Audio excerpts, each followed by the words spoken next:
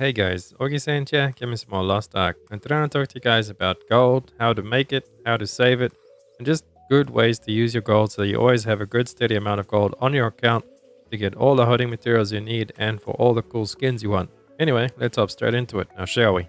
So for starters, I'm going to help you guys out by saving you some gold. I'm just talking to you about general hoarding and saving your gold. You do not want to rage hoard. If it is red, then it means stop, because you're at a stop street and you see red lights, that normally means stop. See how that's red over there? I'm not going to hone because I don't have all the materials, and I'm not going to gain anything by actually pushing this weapon to plus 13.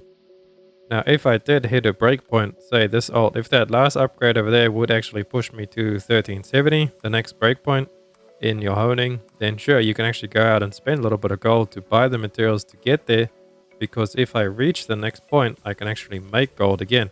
Because at 1370, that unlocks P1 Argos and unlocks both hard mode or re as well dungeons. So I can go and do those and then actually start earning the gold back that I have used then to push this ult up if I go and buy materials. Or you can just wait and craft them yourself and buy them yourself. For example, these you can gather yourself, and that you can craft yourself as well.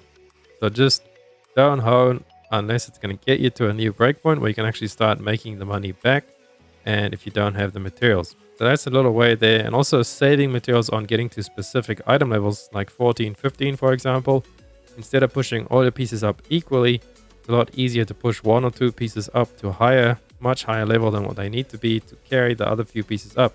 But that's a whole guide in its own. I will make a video about that soon. Efficient ways to reach breakpoints, the cheapest ways and methods to actually reach them in specific breakpoints like 1415, 1400 and 1445. So if you are interested in finding out that, stay sub to the channel, hit the like button, the notification bell, so you guys can be notified when all that stuff comes out, and let's carry on with this guide. So now let's actually speak about ways that you can make gold. So for starters, we do have Una's dailies. Now these over there, you get 70 points per week. These reset every Thursday. The points on the left there, and then you get these little Una's tokens, which you can then actually take on over to a gold exchange person. I think it's called the gold vendor. This one right over here, gold shop. You come and speak to this guy, and you see you turn in these Una's token for these gold packs. I would suggest getting the large gold chest. It does cost 500, so just save up if you don't have enough. Keep all of your excess Una's tokens for the next week. They can never go away. They're in your roster storage, and you can earn a different amount of these each week depending on the highest roster item level character you have. So from the large gold chest, you get flat gold, which is guaranteed every time. There's a couple of 100 to 1,000 gold or more. And then the giant, the thick, and the thin gold bars, those are all random. The thin and the thick ones do have a pretty high drop chance. And then the giant golden bar has a very low drop chance, but it does exist.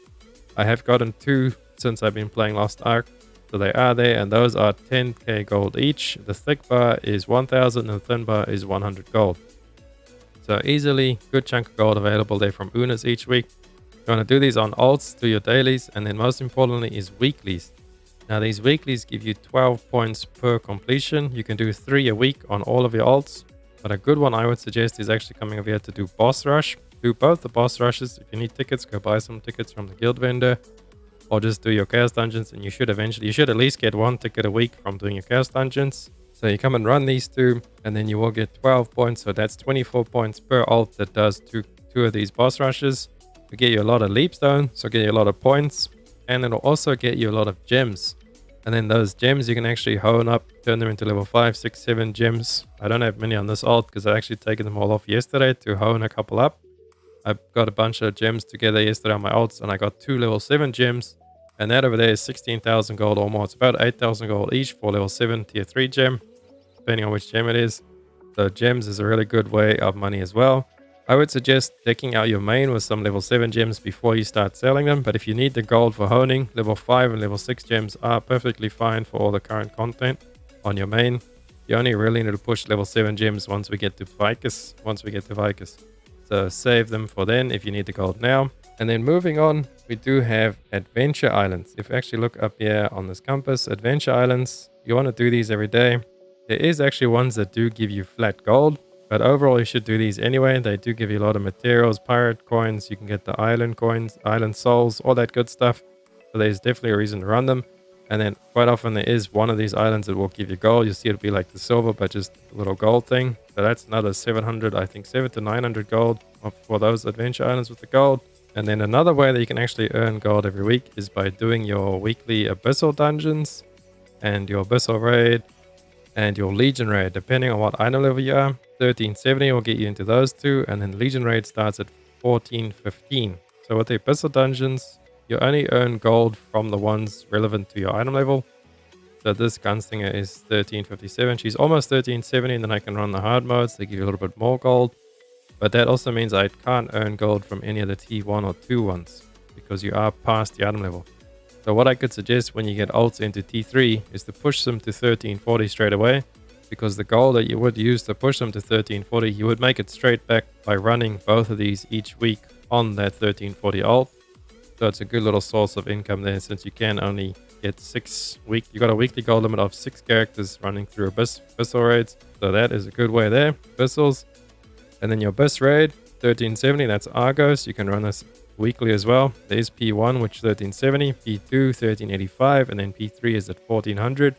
Depending on how high item level you are, is how much gold you get by running the different stages.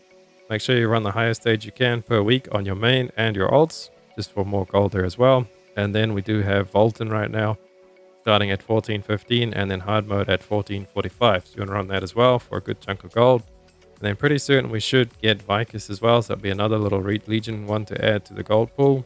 And then another little tip that most people don't actually use is in your Chaos Dungeons on your Guardian raids, which you should be running every day. Quite often you do get a red portal or a gold portal in the Chaos Dungeons, and those will give you like a flat 200 gold or more, depending on what actually drops in there. You could get really lucky and get a bunch of accessories itself for a lot of gold. You could get engraving books, you can get ability stones, all that kind of stuff. You want to sell all of that stuff. Like if you get something in the Chaos Dungeon, like rings, accessories, any of that stuff, don't just dismantle it straight away. Have a little quick skim over and see what kind of what engravings they have on them and what stats they have on them. And then just easy way to actually look is if you right click on them, control right click, and then you search market. I can't do it with any of these because it is bound. So let me just take something out to demonstrate for you guys. So you control and then right click and you click search market. And then if this was an accessory, it would actually input all of the search criterias, like what engraving it has on it, what stats it has on it, and then you can actually compare and see what they sell for, and then add it, put it on the marketplace, and just sell it. Even if it's worth 10 gold, I mean 10 gold that you didn't have, and that all adds up. And then you do get lucky sometimes with a big relic stone for like 3 to 4k gold. I get a relic stone on my sword quite often. I get them in the Chaos Dungeons, and they sell for quite a couple of 100 to 1,000 gold. I did get an accessory once from the Chaos Dungeon, and it actually sold for 20k gold. So have a look at all accessories every time. Don't just dismantle them straight away. You could be sitting on a bunch of gold that you actually don't know about. And another thing a lot of people forget to do is their Chaos Gate every day. So if you come on the compass here, you can see the Chaos Gate.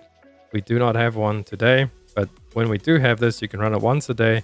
And I would suggest to run this on your highest level character, the gate itself, so you can get the most amount of rift pieces, and then those rift pieces you actually turn into different maps at the map vendor. You want to turn that into a T2 map. And the reason I say that is because we come and check over the shard pouches over here. I'll just type in shard. And the prices of these shard pouches, the T2 shard pouch, the purple one, is selling for 540 gold. So that's really, really expensive. And you want to get the T2 map and then go and run this. And if you really want gold that badly, you could even run a T2 Chaos Gate instead of the T3 one. So you get the map from there. You will get a little bit less rift pieces, but you can still go and buy another T2 map from that as well. And then if we look here, the T1 is also expensive, and then that's the T3 one over there. So these you will get from running the maps, or maybe not the purple ones. It all depends what they get. It's all luck based. But yeah, if you do get the purple ones, that's a lot of gold right there. You normally get about 5 to 10 pouches. So work that out on the T2 pouch. That's a lot of gold. So you want to go and do your Chaos Gates and then turn the maps into T2 maps and run T2 maps for that. And then just a little hidden tip for you guys. If you actually are new and you haven't done much of your collectibles, you want to go and do your masterpieces, because they have a lot of gold tied to them. There's 3k, 5k, 8k, there's 13k, and then on the last level. So if you are new and you haven't done any of masterpieces, I do have a video on my channel that you can go check out about masterpieces. The first one over there for 3k is really easy to get. I suggest go watch the video and then actually do this one, work on that if you are new. And getting that one is not too bad. But then after the 5,000 gold one, you do have to put in quite a bit of effort for the next couple. And especially for the last one, you need to put in a lot of effort for that one. But 3k start out gold is quite a bit to help you in the early game. And then another thing I do have for you guys is the Hidden Guardian quest. I do have a video on my channel about that. I will link both of these in the description, and I'll try and put a card up on the video somewhere for you guys, where you can actually make 4,000 gold or more depending on how many of the Guardians you actually end up finishing. That is a hidden quest that starts over in North Vern. The guide I have up for you guys is really easy to follow. Follow that, and that's a nice little chunk of gold as well. You can only do that once per roster or once per account, I believe, so it is a one-time thing. But that is a nice little chunk of gold for you guys there. Anyway, I hope this video helped you guys, and if it did, please drop a like and a sub. It helps me out so much, and I'll catch you guys on the next one. Augiesaint out. Run free and dive into the sky. Hear the wind crying